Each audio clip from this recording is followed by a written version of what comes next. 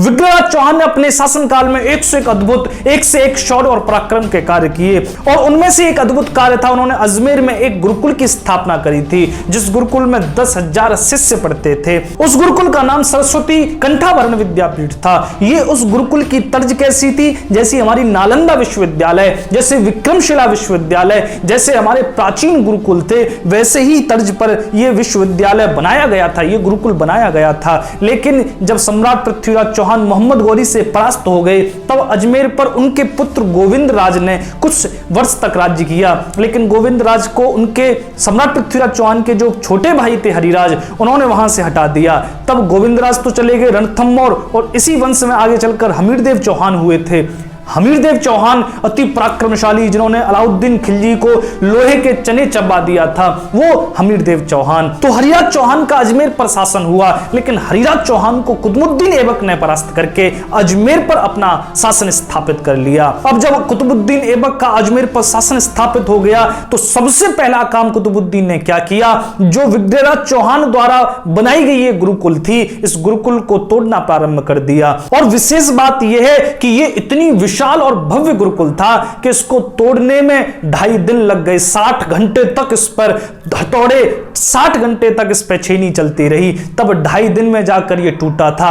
और इसलिए आज इसको 2.5 दिन का झोंपड़ा कहते हैं। ये विधर्मी लोग हमें क्या पढ़ाते आए हैं? ये विधर्मी लोग हमें ये पढ़ाते आए हैं, क्योंकि ये हमने खुद पढ़ा है। 6वीं क्लास में हमने पढ़ा था 2.5 दिन के झोंपड़े का निर्माण किसने कराया था? कुतुबुद्दीन ऐबक ने 1.5 लाख मजदूरों को लगाकर 2.5 दिन में इसका निर्माण कराया था। लेकिन कितना बड़ा झूठ हमें इतिहास में पढ़ाया गया, जबकि 2.5 दिन बनाने में नहीं, 2.5 दिन इस गुरुकुल को तोड़ने में लगे थे कुतुबुद्दीन ऐबक को। पूरी नींव वैसी रखी, बस खाली मस्जिद का इसको प्रारूप दे दिया। यह भारतवर्ष की दूसरी मस्जिद थी जो भारत में बनी और राजस्थान की सबसे पहली मस्जिद थी। 2.5 दिन का झोंपड़ा। और विधर्मियों ने क्या मजाक करी है, इसका नाम नहीं रखा तो 2.5 दिन का झोंपड़ा। झोंपड़ा कहा इसको, जबकि 900 वर्ष बीत गए। अगर आप इसको जाकर देखोगे तो इस जैसी भव्यता, इस जैसी कारीगरी कहीं और देखने को नहीं मिलेगी। लेकिन विधर्मी इसको झोंपड़ा कहते हैं, इसको झोपड़ी कहते हैं, क्योंकि उनको थोड़ी बनाना पड़ा था, उनको थोड़ी मेहनत करनी पड़ी थी। उन्होंने मेहनत तो इसे तोड़ने में करी थी,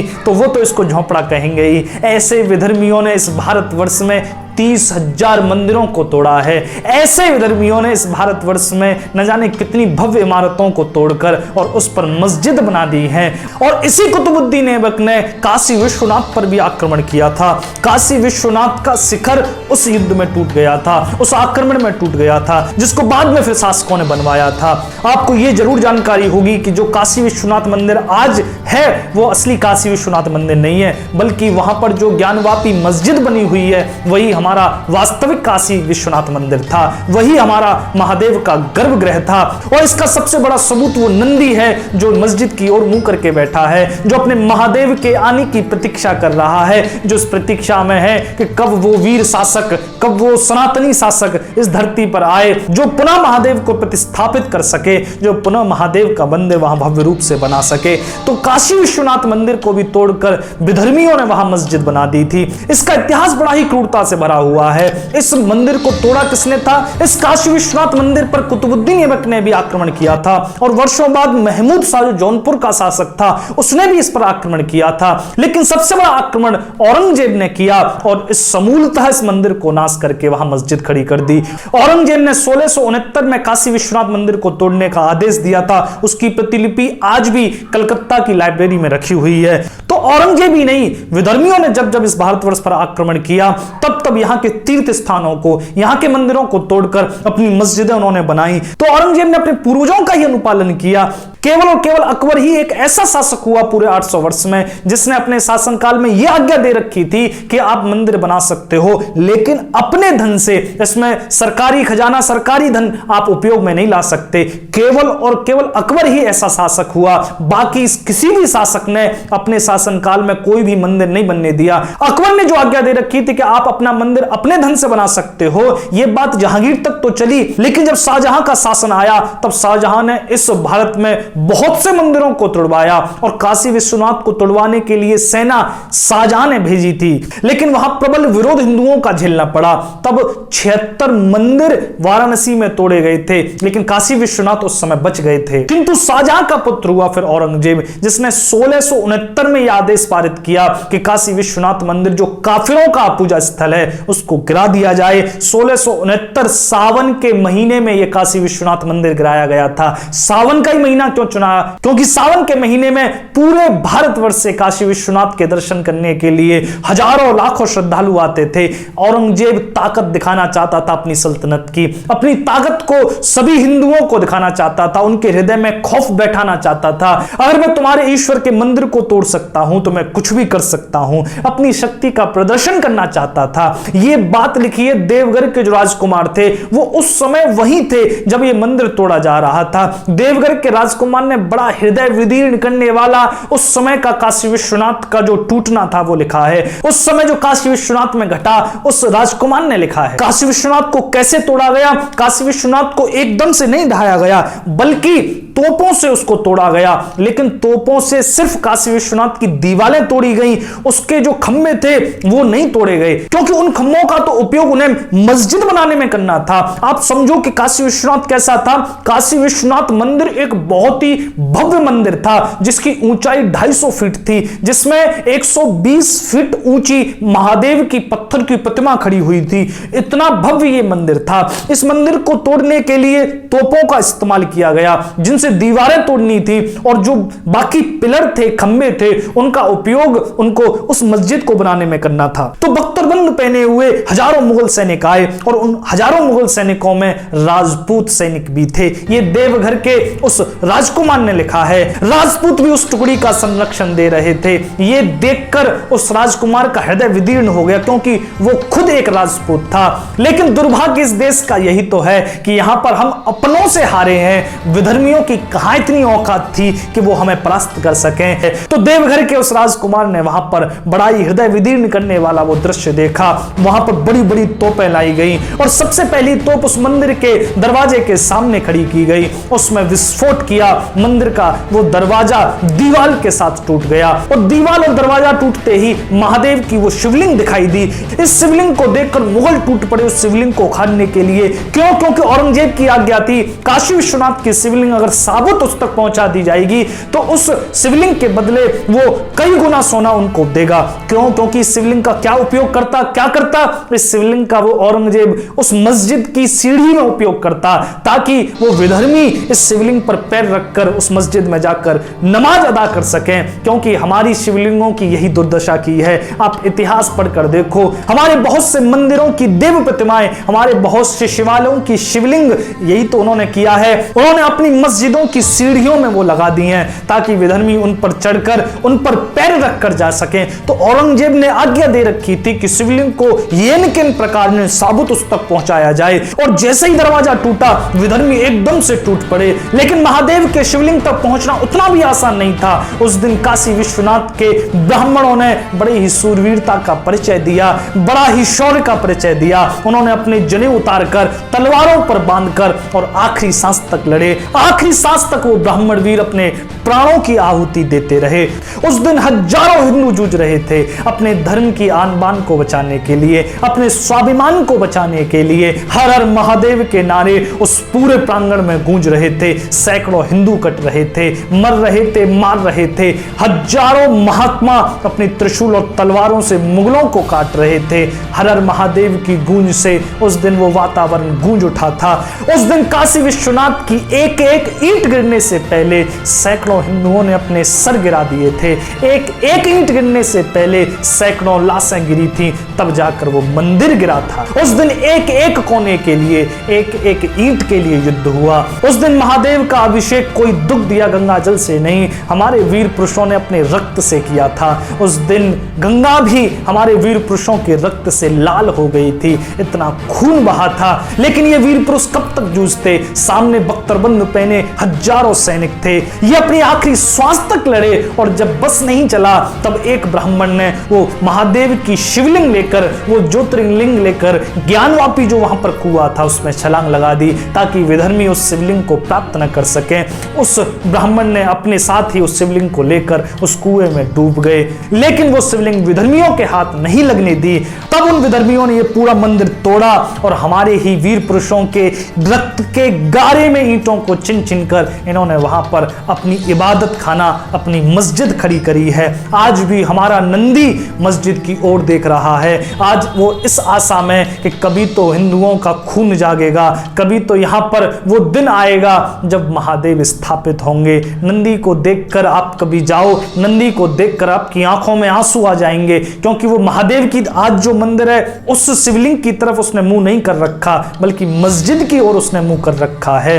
और इससे भी ज्यादा दुर्भाग्य की बात है, आज भी मस्जिद में हमारा टूटा हुआ मंदिर का कुछ अवशेष आज भी दिखता है। आज भी आपको वहां पर आधा टूटा हुआ मंदिर दिख जाएगा। अरे कम से कम उसको पूरा ही तोड़ देते, ये थकाने के लिए तुमने क्यों दिखाने के लिए रख रखा है।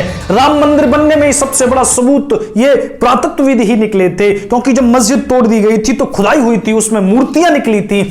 जजों ने सबसे बड़ा फैसला इन मूर्तियों के बेस पर ही दिया था, लेकिन वो जज अंधे हो गए हैं, ये देश अंधा हो गया है। आज भी वो मंदिर टूटा हुआ वहां दिख रहा है, लेकिन उस पर कोई फैसला सुनाने वाला नहीं है कि ये जगह किसकी है। मैं आपको और आश्चर्य की बात बताऊं कि 1936 में वक्फ बोर्ड ने मस्जिद की तरफ से ये हमारे ऊपर केस कर दिया था, मंदिर के ऊपर केस कर दिया था कि जो मंदिर की जगह है ये भी मस्जिद की जगह है, ये भी मस्जिद को मिलनी चाहिए।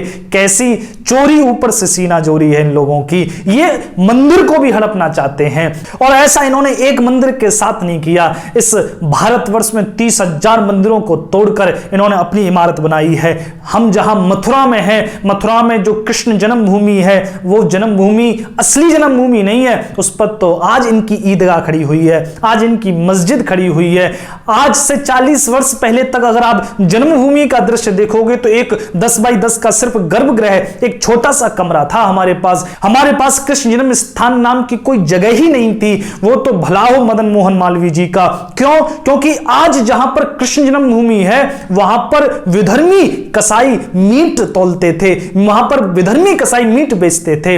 मदन मोहन मालवीय जी ने यहां पर मथुरा के जितने भी पहलवान हैं उनको इकट्ठा किया और जो ये जमीन थी राजा के नाम थी, इसको पट्टे पर लिया और एक ही रात में पहलवानों ने बड़ी सूरवीरता दिखाई और वहां से कसाईयों को मार मार कर भगाया और उस जमीन पर कब्जा किया जिस पर आज कृष्ण जन्म स्थान की जगह वो भागवत भवन और भगवान श्री कृष्ण का वो गर्भगृह बना हुआ है। लेकिन हमारी सहिष्णुता अगर आप देखो तो इस तस्वीर में देखो जो मैं आपको दिखा रहा हूं, इस तस्वीर में देखो मंदिर की चोटी और मस्जिद की चोटी बराबर है, जबकि मंदिर तो सिर्फ 40 साल पहले बना हुआ है। हमने इतनी सहिष्णुता दिखाई है कि मस्जिद से हमने अपनी चोटी मंदिर की ऊंची नहीं करी। क्यों? क्योंकि हमारे भाइयों को बुरा लग जाएगा। हम इतने सहिष्णु हैं, अगर हम चाहते तो इस मंदिर को इतना ऊंचा बना देते कि ये मस्जिद हमारे मंदिर की नींव में आ जाती। हम 3 तरफ से मंदिर को इतना भव्य बना सकते थे कि मस्जिद दिखाई ही नहीं देती। लेकिन हमारी सहिष्णुता तो देखो कि हमने अपने मंदिर की चोटी को भी 1 इंच बड़ा नहीं किया इस मस्जिद से, क्योंकि हमारे भाइयों को बुरा लग जाएगा। ये हमारी कौम इतनी सहिष्णु रही है शुरू से, शायद इसलिए हमने धर्म का इतना पतन देखा है। ये कृष्ण जन्मभूमि भी कई बार टूटी है। यहां पर केशव देव का भव्य मंदिर था। केशव देव के मंदिर के बारे में कहा जाता है कि उसकी चोटी आगरा से भी दिखती थी, इतना ऊंचा ये भव्य मंदिर था केशव देव का। इसको भी विधर्मी औरंगजेब ने तोड़वा दिया था। केशव देव के मंदिर के लिए भी यहां पर हजारों हिंदू सूरवीरों ने अपने प्राण दिए थे, जिनमें गोकुला जाट थे। गोकुला जाट ने यहां पर किसानों की आम जनसमूह को लेकर एक उत्कृष्ट सेना बनाई थी और विधर्मियों की नाक में दम कर दिया था, लेकिन मंदिर को नहीं टूटने दिया था। अंत में इतना भारी युद्ध हुआ कि उस युद्ध में उनकी कहां तक चलनी थी, क्योंकि सामने तोपें थी, सामने बख्तरबंद पहने हुए सैनिक थे, लेकिन ये अनगढ़ किसान अपने धर्म को बचाने के लिए लड़ रहे थे। तिलपत में युद्ध हुआ था, गोकुला जाट को वहां से गिरफ्तार करके लाया गया और आगरा के चौराहे पर गोकुला वीर जाट के साथ हजारों किसानों को उस दिन काटा गया। आगरा में गोकुला वीर की गर्दन गिरी और मथुरा में केशव देव का मंदिर गिरा। लेकिन उसके बाद सूरवीरता जो उनके वंशजों अंग्रेजों ने दिखाई, जिसमें राजा राम हुए। राजा राम जिन्होंने सिकंदरा जो अकबर की कब्र है उसको खोद दिया था और उसमें से जो अस्थि थी अकबर की निकालकर उसको जला दिया था। क्यों? क्योंकि इस्लाम में अस्थियों को जलाया नहीं जाता, लेकिन राजा राम ने उस अकबर की अस्थियों को निकालकर जला दिया था। राजा राम भी मारे गए थे और इसी वंश में आगे चलकर भरतपुर के महाराजा सूरजमल का जन्म हुआ, जिन्होंने दिल्ली को 3 बार जीता था, 3 बार दिल्ली को दहला दिया था। मुगलों को उन्हीं के किले में 40 दिन तक कैद कर दिया था महाराजा सूरजमल ने। और अपने पूर्वज गोखला वीर जाट का बदला इन्होंने लाल किले को जीत कर लिया और लाल किले को जीत कर उन्होंने उस दिन गंगा जल से धुलवाया था। और ताजमहल में इन्होंने अपने घोड़ों के लिए घुड़साल खुलवा दी थी और ताजमहल की कब्रों में इन्होंने भूसा भरवा दिया था अपने घोड़ों के लिए। ऐसा शौर्य महाराजा सूरजमल ने दिखाया, ऐसा शौर्य हमारे पूर्व पुरुषों ने दिखाया। इन्हीं महाराजा सूरजमल पर वीडियो बनाई गई है 2 भागों में, आप सभी डिस्क्रिप्शन में जाकर वो वीडियो देख सकते हैं, एक बार जरूर देखें हमारे पूर्व पुरुषों ने कितना शौर्य प्रकट किया है।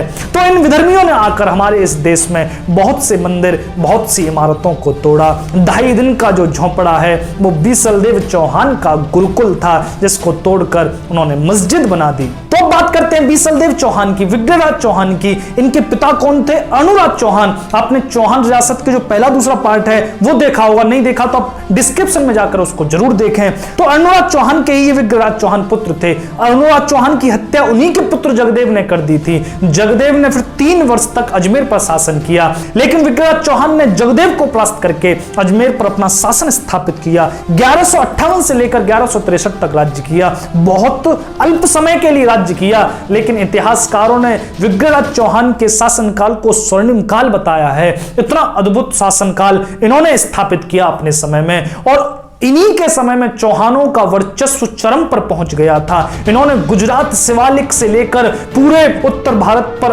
अपनी विजय के स्तंभ गाड़ दिए थे, अपनी विजय पताका लहरा दी थी। ऐसा विग्रहराज चौहान का शौर्य रहा। इनके बारे में शिवालिक स्तंभ लेख जो 1163 का जो दिल्ली से प्राप्त हुआ है, उस स्तंभ पर एक लेख मिला है। उसमें क्या लिखा हुआ है कि विग्रहराज चौहान ने अपने समय में इस भारतवर्ष से एक तुर्क को मारकर साफ कर दिया था, इस भारतवर्ष से सभी तुर्कों को साफ कर दिया था। ऐसा अद्भुत पराक्रम शौर्य विग्रहराज चौहान ने दिखाया था। इन्हीं विग्रहराज चौहान ने अपने पिता की पराजय का भी बदला लिया। कुमारपाल जो गुजरात का शासक था, जिसने अनुराग चौहान को परास्त किया था, उसी कुमारपाल चालुक्य को विग्रहराज चौहान ने बड़ी करारी हार दी। इन्हीं विग्रहराज चौहान ने गजनी से एक शासक आया था अमीर खुसरू शाह, उसको भी परास्त कर उसको भी मौत के घाट उतार दिया था। चारों ओर चौहानों की तूती बोलती थी। ऐसा शासन विग्रहराज चौहान ने किया। विग्रहराज चौहान में एक और बेहतरीन गुण था, वो कि ये बहुत बड़े कवि थे। इनको कवि बांधव की उपाधि, कटि बांधव की उपाधि भी मिली हुई थी। ये कैसे कवि थे? इनके बारे में जो शोध की गई थी अंग्रेजों ने, उनमें से एक अंग्रेज था किलहॉर्न। उस अंग्रेज ने लिखा है कि विग्रहराज चौहान कोई साधारण कवि नहीं, बल्कि भवभूति और कालिदास की कोटि के कवि थे।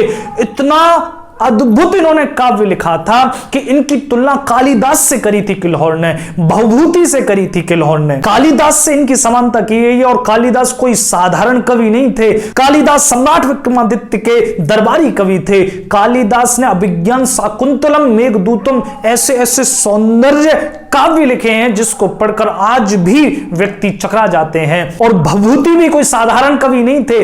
भवभूति का अपने समय में ये भारतवर्ष में ये नाम था, भवभूति को पांडित्य में कोई भी परास्त नहीं कर सकता था, ऐसा नाम था भवभूति का। भवभूति केवल अपने पूरे जीवन में परास्त हुए केवल और केवल आदि शंकराचार्य से। तो भवभूति भी एक बहुत ही अद्भुत कवि थे, जिन्होंने उत्तर रामचरितम, महावीर चरितम, भगवान श्री राम की गाथा लिखी है। तो भवभूति और कालिदास के समकक्ष विग्रहराज चौहान हुए। फिर कोई ऐसा शासक, इतना श्रेष्ठ कवि पूरे इतिहास में नहीं हुआ जो विग्रहराज चौहान थे। तो इन्होंने ऐसा क्या लिखा है? इन्होंने एक नाटक लिखा है, हरिकेली नाटक। नाटक का मतलब आप समझो कि आज जो बॉलीवुड फिल्म बनती है, हॉलीवुड फिल्म बनती है, ये सब नाटक कहे जाते हैं हमारे काव्य में।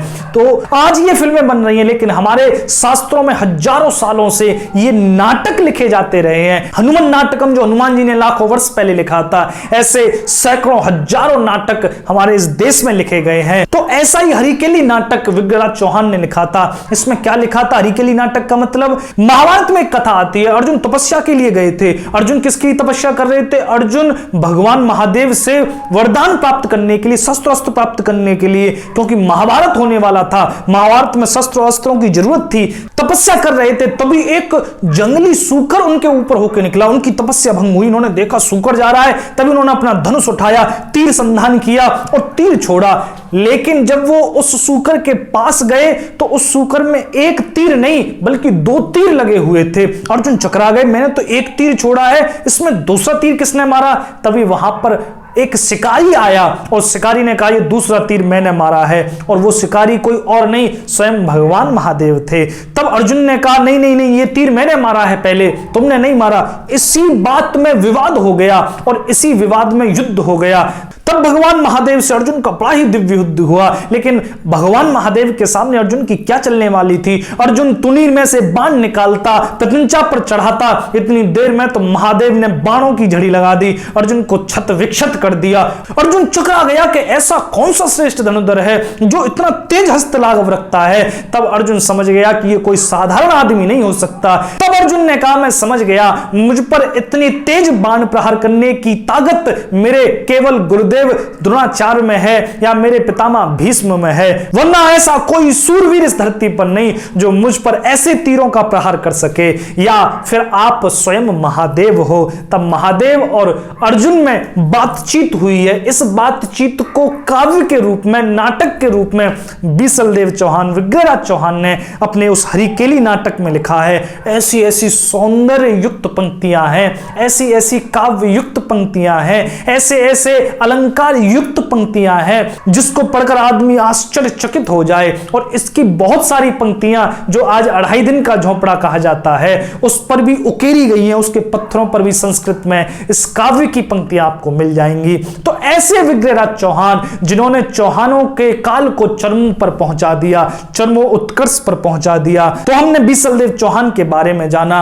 आगे सोमेश्वर चौहान जो पृथ्वीराज चौहान के पिता हैं उनके बारे में, और फिर सम्राट पृथ्वीराज चौहान के बारे में जानेंगे। इससे पहले 2 वीडियो बनाई गई हैं, आप वो भी जरूर देखें। आगे आने वाली वीडियोस भी आप जरूर देखें। उसके लिए आप इस चैनल को सब्सक्राइब जरूर करें। और मेरा आप सभी से निवेदन है, इस वीडियो को देखकर ऐसे ही मत निकल जाना। अगर आपको इस वीडियो में थोड़ी सी भी जानकारी अगर ऐसी लगी हो जो और भी हिंदू भाइयों तक पहुंचनी चाहिए, तो मेरा आपसे आग्रह है, निवेदन है कि आप इस वीडियो को जरूर उन भाइयों तक पहुंचाएं, ताकि हमारा शौर्य, हमारा इतिहास इस देश के बच्चे बच्चे को पता चल सके, हमारी युवा पीढ़ी को पता चल सके। तो मेरा आग्रह सिर्फ इतना है, ये मेहनत बेकार न जाए। आप सभी का बहुत बहुत धन्यवाद। पिछली जो वीडियो बनाई गई थी उसके कमेंट्स में आकर आप सभी ने बहुत सहयोग दिया, इसके लिए भी आपको हाथ जोड़कर बहुत बहुत धन्यवाद है। इससे हमारा उत्साह बढ़ता है और इसी उत्साह में आपको आगे भी ऐसी बहुत सी जानकारी पहुंचाते रहेंगे। और हर हर महादेव कमेंट जरूर करें।